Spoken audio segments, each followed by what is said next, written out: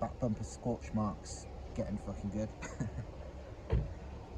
I had to reseal the rear screen yesterday night because it was coming off on the corner. Obviously didn't use enough sealant, so this time I slapped it on and put like a ridiculous amount of sealant on it, and hopefully it's fine. I mean, it's like, I put a stupid amount. If that don't hold it, then I don't know what you meant to do. I had some ducting arrived for my air intake. Obviously not the airbox though, because I'm going to feed it to an airbox. So last night, just temporarily, I stuck it right on the filter. And yeah, that's probably a good thing, because the filter is open at the end, as in it's not solid plastic, it's a filter on the end cap too. But obviously it's not great, so it needs an airbox. It's quite good though, because this is really flexible, so I can still open the door. And speaking of airbox, here's an airbox.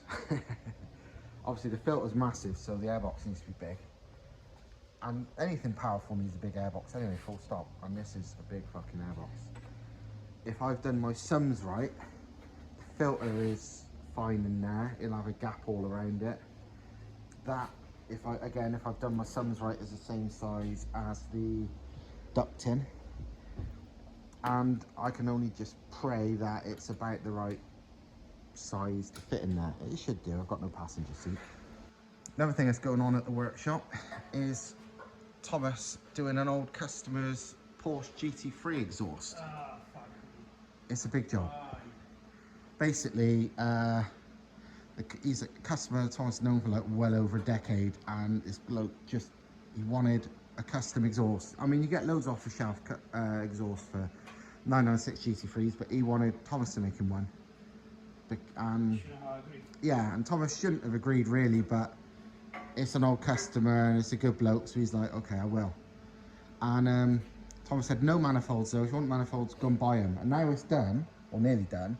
It does, the manifolds are letting it down because they're just the standard crappy ones, but you can bolt that on.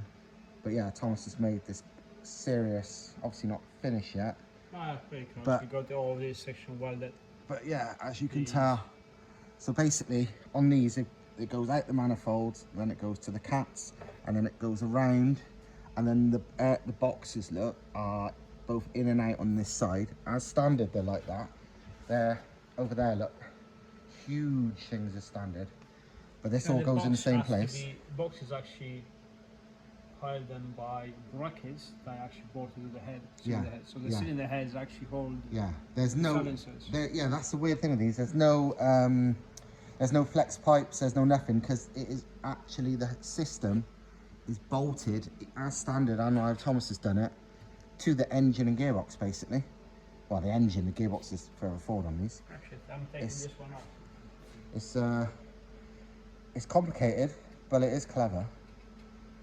And the one difference Thomas has done compared to standard is, as standard, the exhausts stay separate, but worried about it sounding a bit raspy and cracked, because NA cars, aftermarket exhaust can be. He's made this into effectively an X pipe, which is cool as fuck, which should help the sound. But yeah, there you go, see? Brackets. Science says you force them, because you have to bolt them to those brackets, so yeah. I'll show you the brackets as well. Yeah, this is a factory Porsche brackets, look, it bolts to the cylinder head, top and bottom. Yeah, these cars, carbon and ceramic brakes, coilovers is standard, all that stuff. It's a bit grubby, but it's just a shame they use normal mild steel bolts, so everything snaps, because, yeah. But yeah, if it was me now, I'd have to get some aftermarket headers to match this awesome TIG-welded custom exhaust. But yeah, the owner, he was like, I want 4-inch tailpipes, I want this, I want that. He wanted certain things, because obviously as standard it's got those fake tailpipes where it's like a little pea shooter and a tailpipe trim that's oval to fit the exit. He's like, no, I want round proper exhaust. So fair play to him.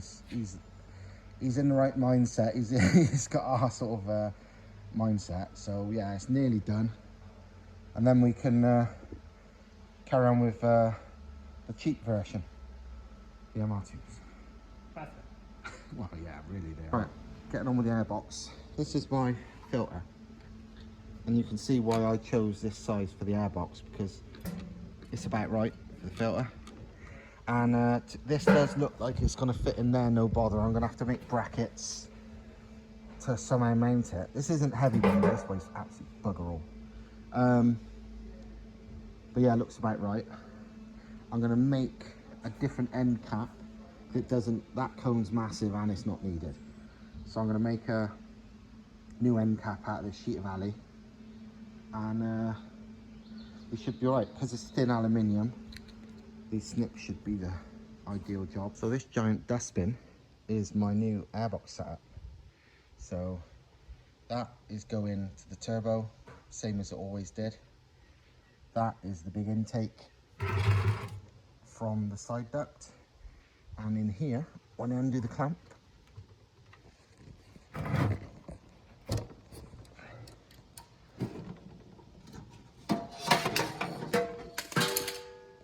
that is my massive Ram Air Pro-Ram air filter on an alloy trumpet inside the airbox.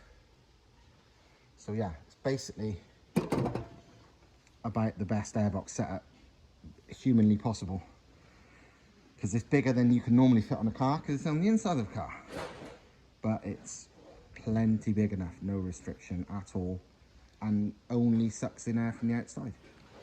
And it's in. Looks absolutely mental from the outside.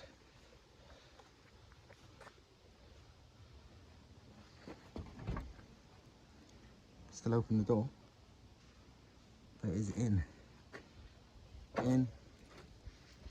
Solid, and it don't weigh bugger all either. It literally weighs a few kilos. That's certainly race car, but that is spot on. Absolutely mental looking, but exactly what I had in mind, and about as good as and cold air intake for a car could possibly get. Proper fucking race car now, with that intake and everything. I've always said enough air is more important than cold air. The amount of people who make a big deal about having like an airbox or not having an air filter in the engine bay because it loses power because it's sucking in hot air, it's like, well, yeah, but if it's most airboxes are restrictive. If you have an unrestrictive filter, even if it's sucking in hot air, usually the performance is still better than the airbox if it's restrictive, because generally there's not much room to have anything else. You either have a big ass filter or a small airbox. If you look at World Rally cars or race cars, or actually I'll tell you a good one for it is Travis Pastrana's crazy Subaru Gymkhana thing. If you look, they've got ridiculously big airboxes for their power, like massive, big as you can possibly fit.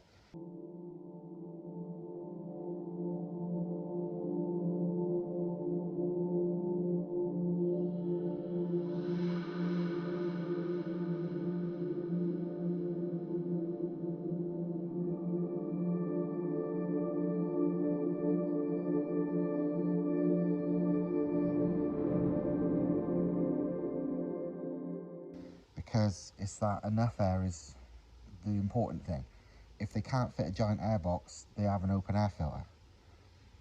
And that's the thing. Enough air is most important, but if you can get cold air too, fucking winner. And that is literally what this is all about. So air in, not ram air, it's just air.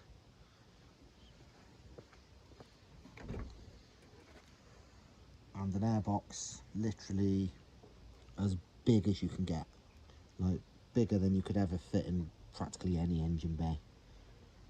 But that's the beauty of having the interior to do it in. Right, I'm gonna give up and go home now. So I will film now some GoPro footage on the way home in car, just so you can hear what it sounds like, if it's any different, blah blah blah. It is different, it's quieter, but not quiet, if you know what I'm saying. No joke, my GoPro was just on fire. It was smoking. Hero 9 black.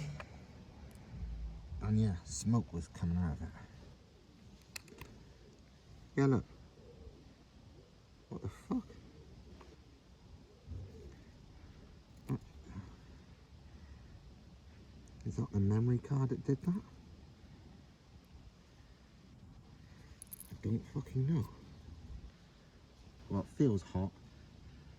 And it smells burning. So does that. So what's at fault here? The memory card? Although down in there,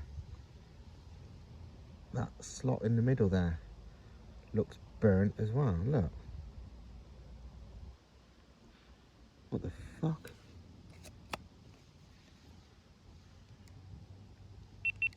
Still turns on.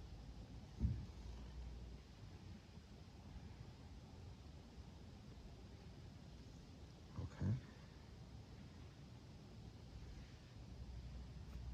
82% battery. I'm gonna leave it on so it gets hot again. That is bizarre. Well, it's been 20 minutes and I've left it turned on. And while the battery's gone down massively, even though I'm not even doing anything with it, over 10% in like 15 minutes. It's warm, it's hot, but I think that's normal. So maybe it's just the memory card that was fucked. I need to find another memory card and put it in and see if it catches fire. But for now, I'm going to turn it off and take the battery out because I don't trust it at all. But yeah. Is there a better camera to use than a GoPro? Because the picture quality is nowhere near, all the sound quality is nowhere near as good as just my iPhone. The battery runs out fast as fuck. And yeah, seems to catch fire. Right, so as soon as my GoPro's caught fire, I'm not using that to film anything on the way home, but I'll try and use my iPhone on this stand to at least get some fucking noises. So yeah, apologies if it's not going to be brilliant, but blame GoPro for cameras that set fire.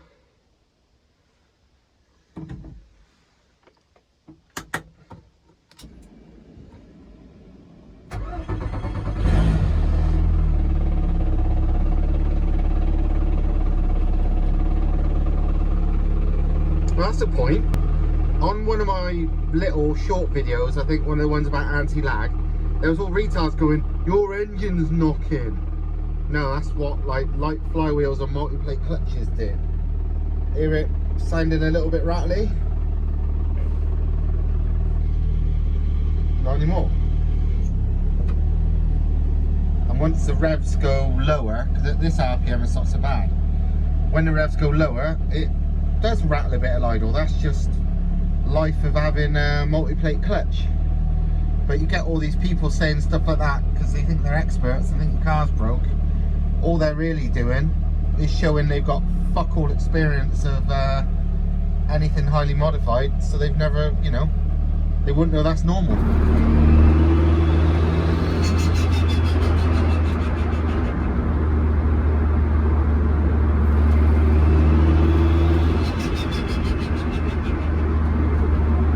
It's definitely quieter in here now. I prefer it, I think. Also notice, positive boost is like 2,000 RPM.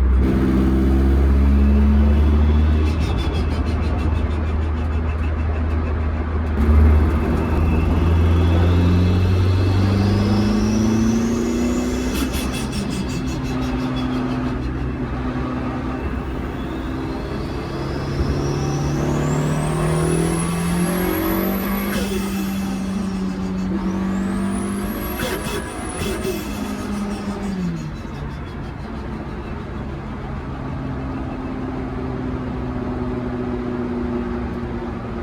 actually prefer the sound now. Not quite as bloody loud.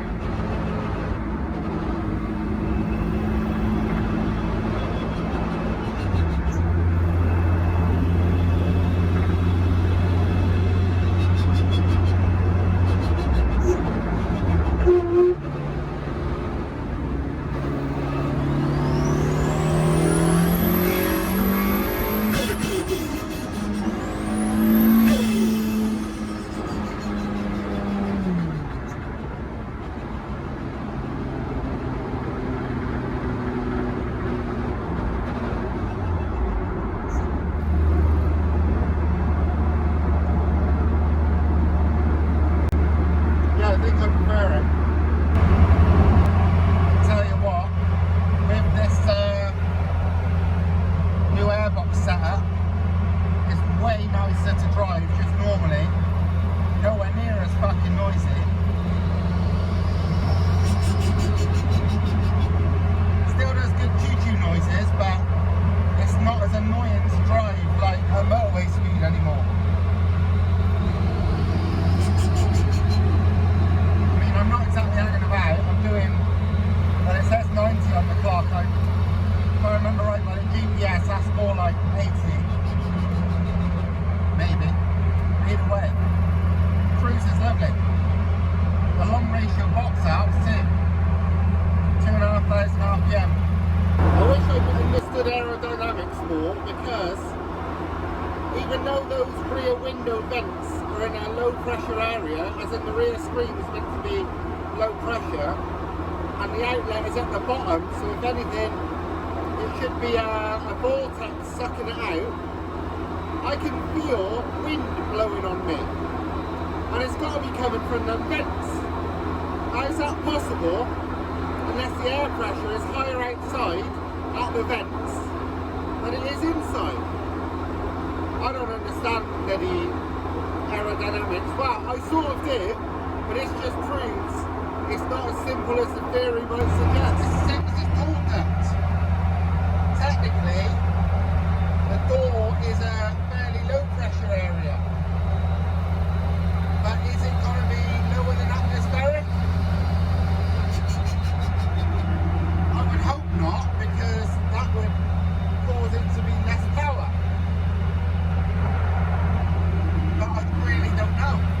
And yeah, that's about it. Hope you like this video. Next one will be soon. There's one more job I want to do, big job, before the car is, for all intents and purposes, pretty much done for the minute. Like, it's just to get used. There's one more job I want to do before it's purely using it, which is, I might get done this week, in fact, if I'm lucky.